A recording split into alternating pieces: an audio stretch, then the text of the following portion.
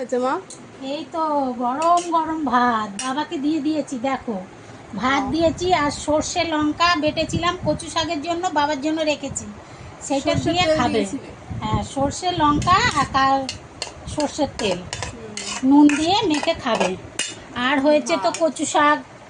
কচুর শাক, হ্যাঁ। চিংড়ি মাছ দিয়ে হ্যাঁ, দেখছি। চিংড়ি মাছ দিয়ে কচু বড় বড় শাক। চিংড়ি মাছগুলো। এই যে ফ্যাসা মাছ আর কাতলা মাছ একসাথে ঝাল করেছি, কেননা আমার বাহ। ছেলে ফ্যাসা মাছ খায় না, বৌমা ফ্যাসা মাছ খায় না। এই যে কাতলা মাছ হয়েছে আর এই যে ফ্যাসা মাছ হয়েছে, ফ্যাসা মাছ ঝাল করেছি। আর কি একটা আর করেছি এই যে মাছের তেল। মাছের তেল আমার ছেলে খেতে ভালোবাসে, আগে খেত না, এখন করে নতুন নতুন খেতে ভালোবাসে, তাই আমি করেছি। বলে গেছে মা একটু মাছের তেলটা করবেন। বাহ, দুপুরের দারুণ মেনু।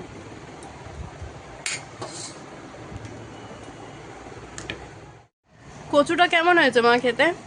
উফ, সেই টেস্ট, কি সুন্দর খেতে হয়েছে, না খেলে বুঝতে পারবে না বন্ধুরা, সেই টেস্ট। বাবা কেমন লাগছে কচুটা?